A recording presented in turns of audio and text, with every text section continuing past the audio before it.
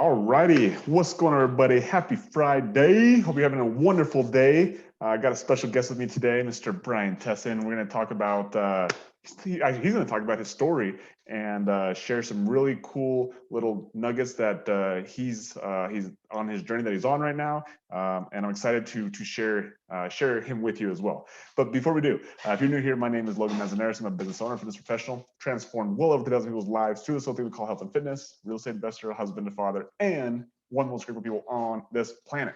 And like I said, we got Mr. Brian Tessin on here today. He's going to share a story with us. So before we get into all the dirty details, Brian, do you mind just giving us a little, like a little 15-second background, who you are, where do you live, where you're from, age, all that fun stuff? All right, well, I'm Brian Tessin. I'm 47. I've lived in Anaconda all my life, and I have spent the past 26 years as an elementary teacher in the Anaconda schools. Kind of struggled up and down all my life with weight, up and down. Come from a rather big, large bone family and big people, and I wear it well, I guess. Yeah, and so kind of explain, when you said that you've struggled, with weight your whole life. Like, what are some of the things that come to mind when you say that you struggled with your weight? For me, one of my struggles is when I get uncomfortable or stressed, or just in situations, I guess, go back to uncomfortable.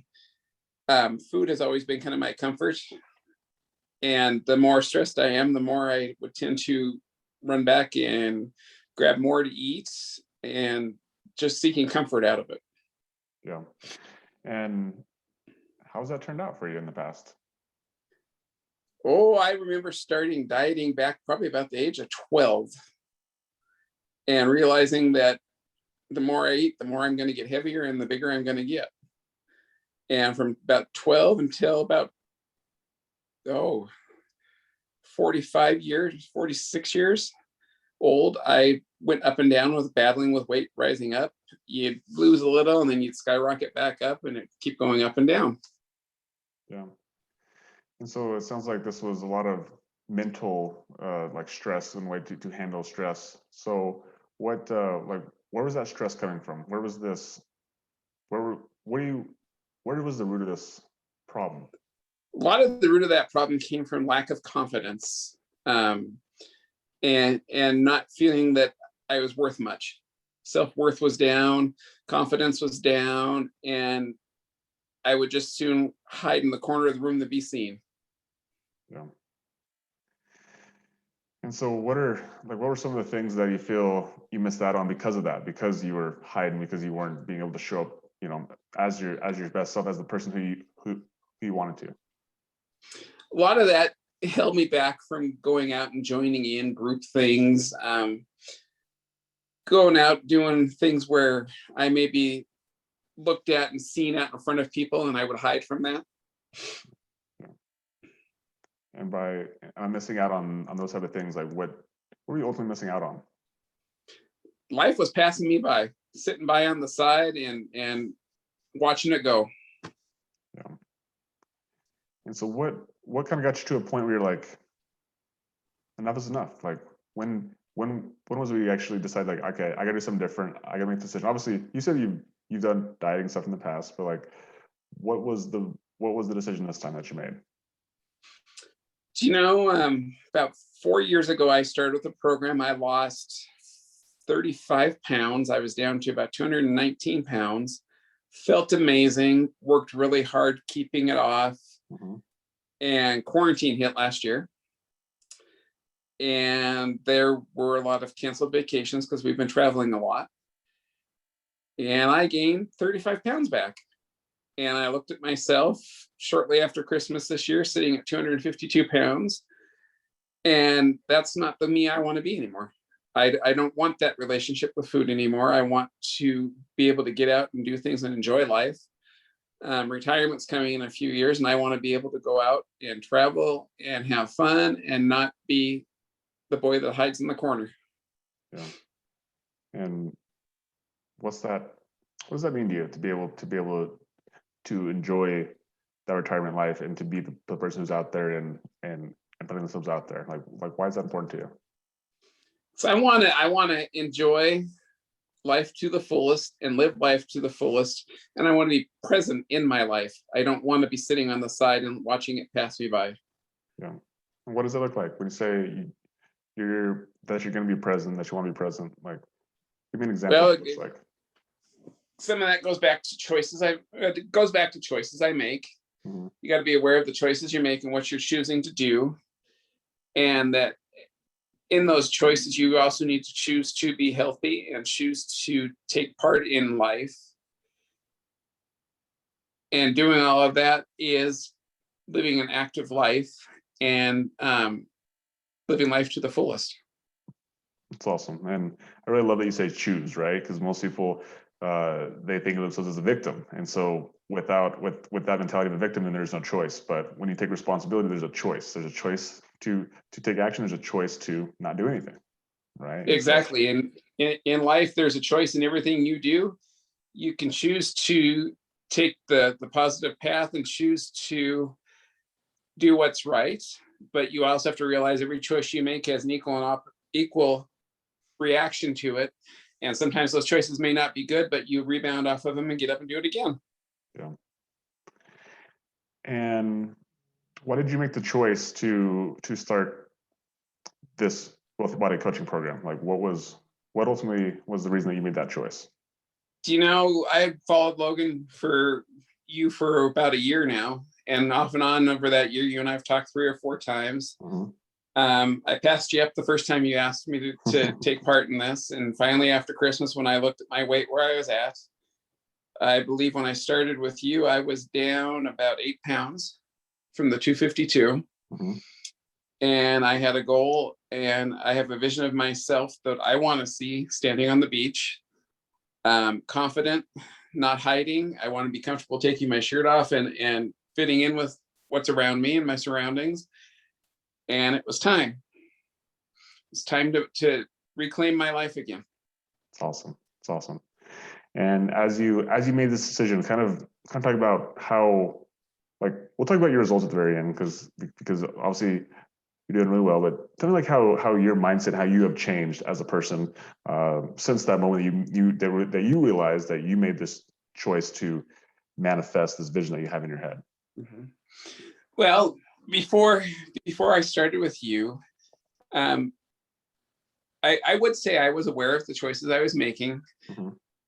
I didn't care the results of the choices I was making, and I wasn't owning them.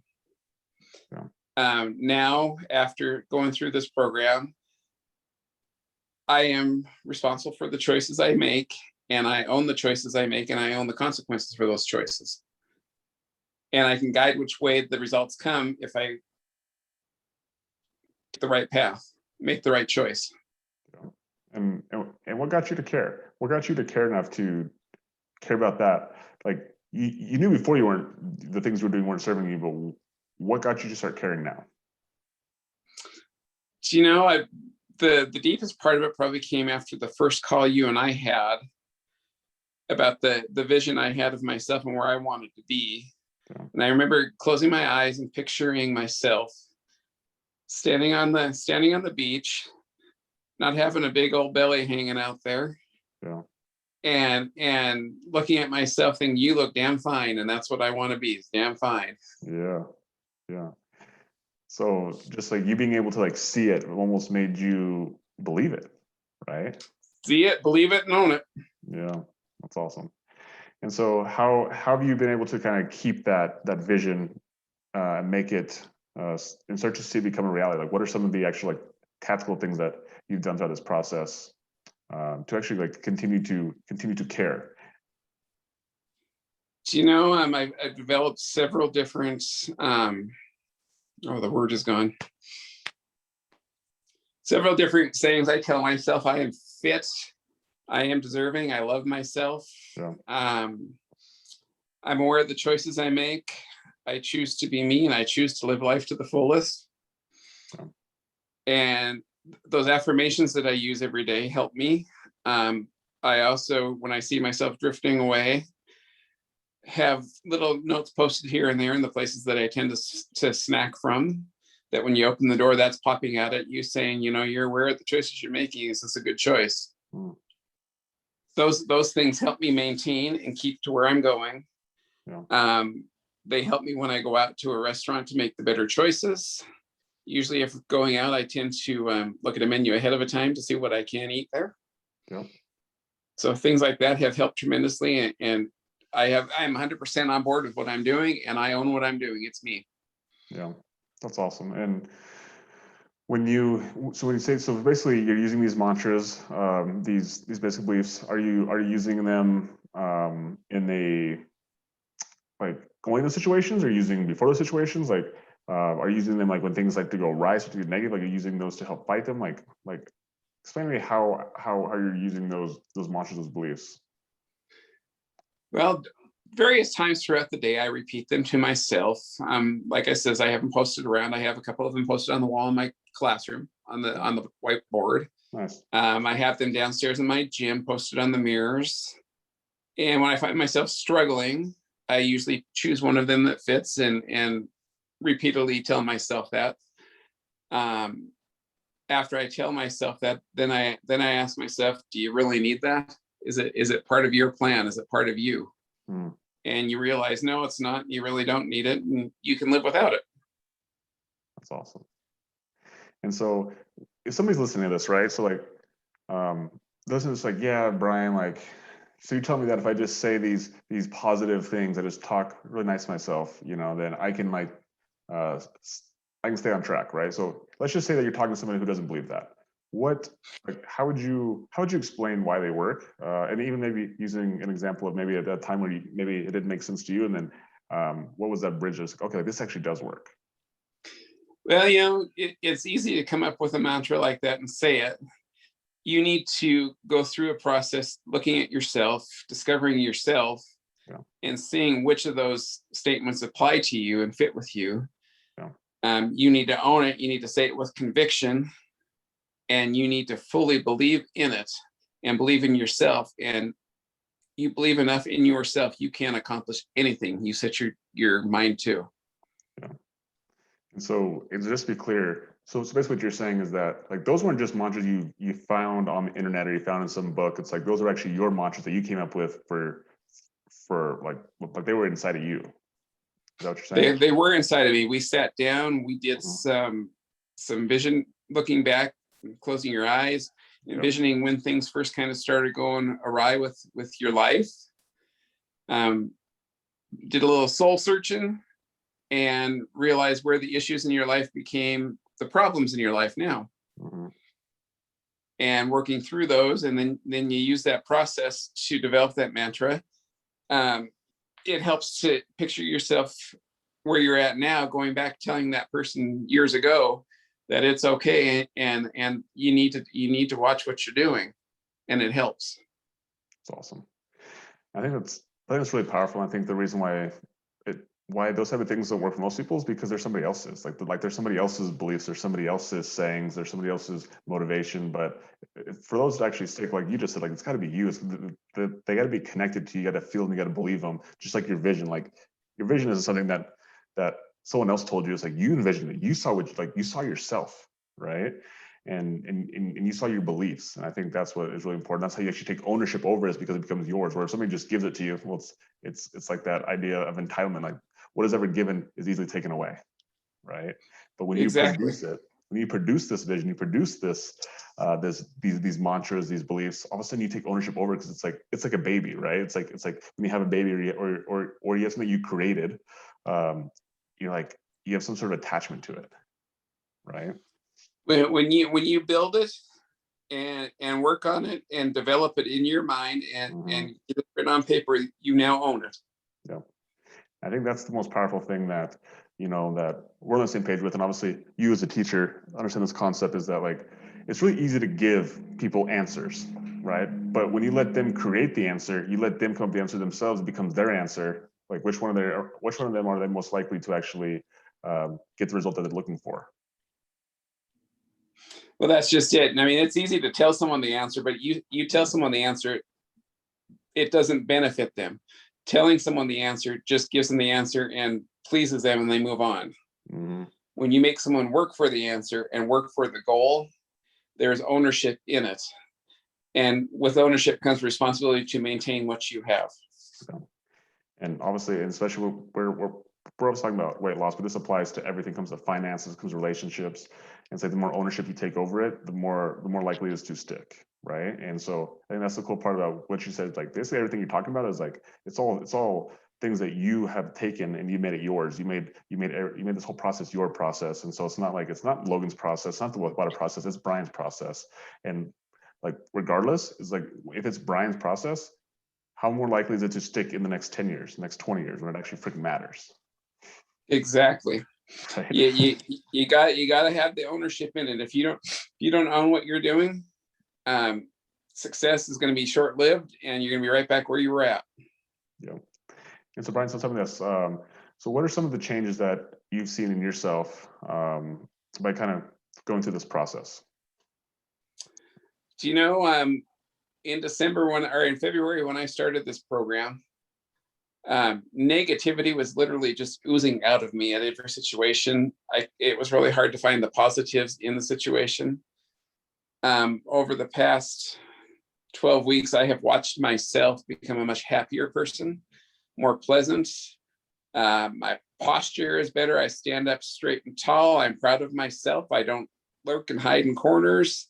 I don't sneak around eating things that I shouldn't be eating. Nice. And I'm just so much happier.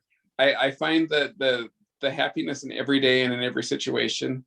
Like you, I try to write something that shows something I'm grateful for every day.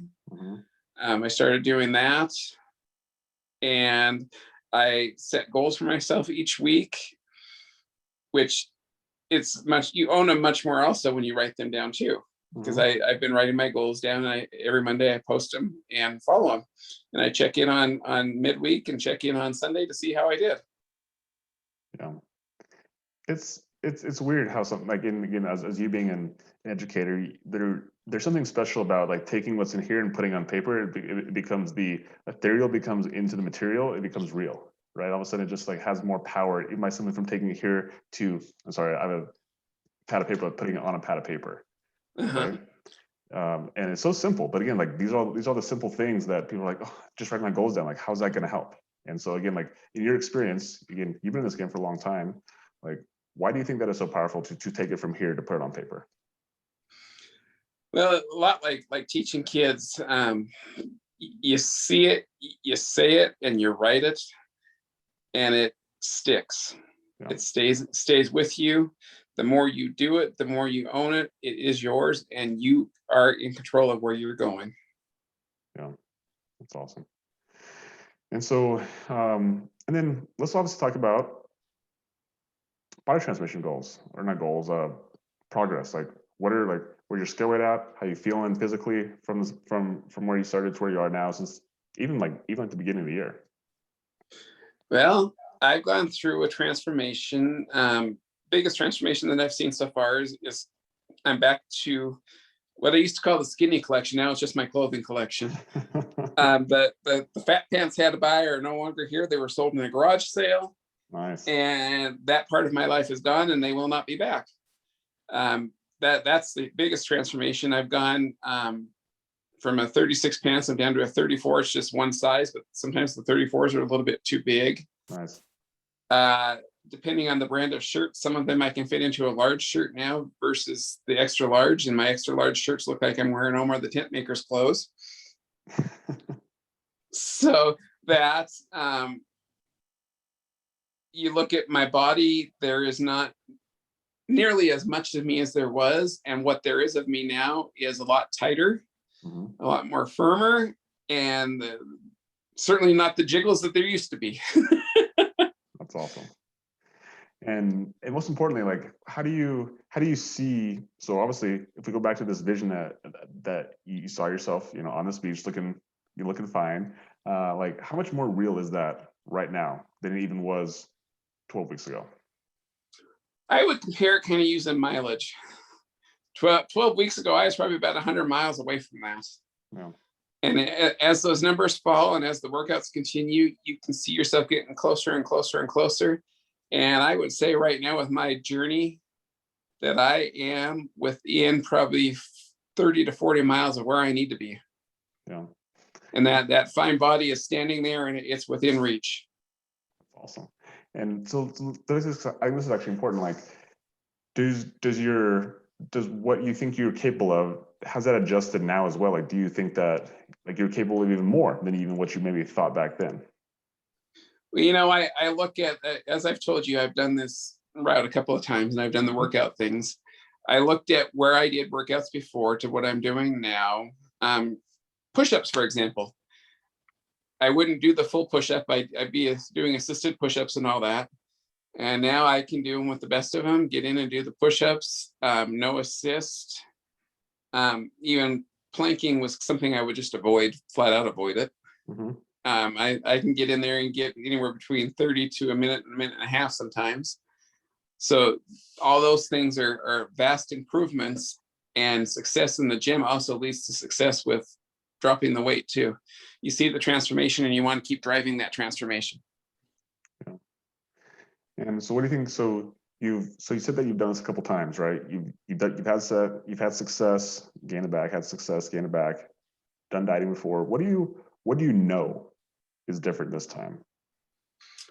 What do I know this time is I choose not to use the word dieting. Nice. I choose to say I'm eating for a healthy lifestyle. And I choose to tell people that no, this is not a diet. A diet is a short-lived thing. This healthy lifestyle is the way I am now, and this is what fits me, and this is my needs. I need to be healthy. I want to be healthy, and I am healthy.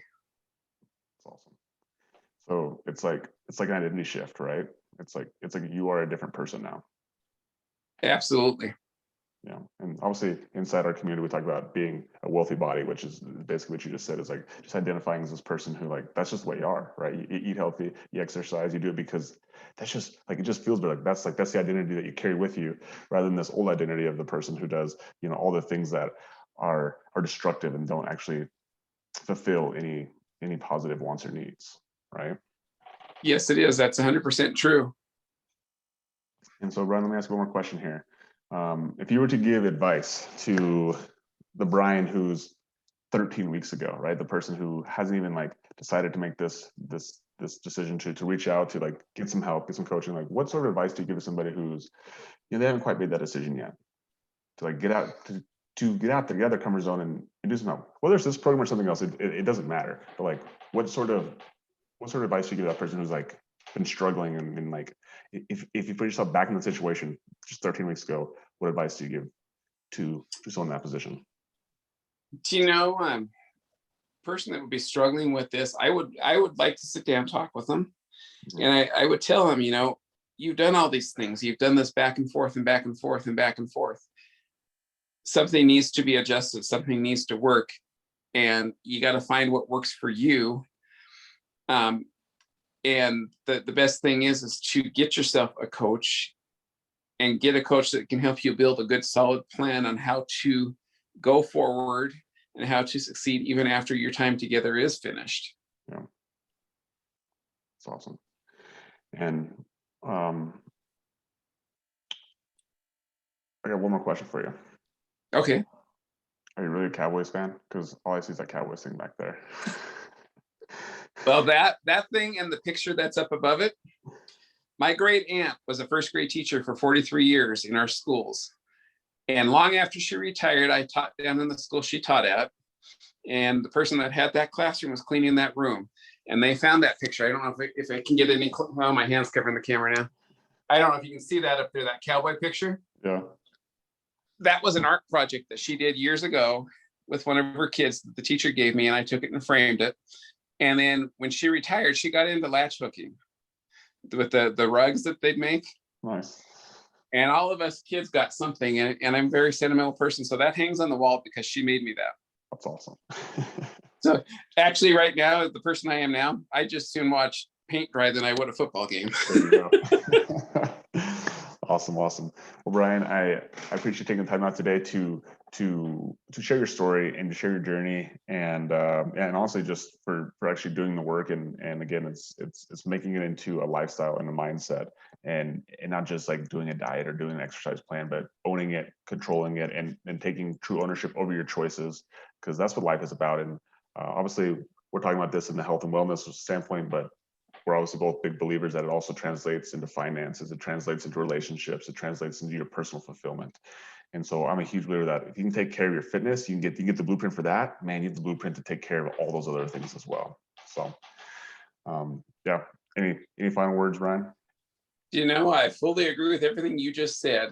Goes back to what I said earlier. If you see it, you set the goals to get it, you can own it, and it is yours. It's awesome. Well, thank you for sharing. Thanks for the wisdom, and happy Friday, everyone else out there listening. And thank you, Brian. Keep pressure, my friend. All right. Cool. All right. Thanks. All right. Bye, guys.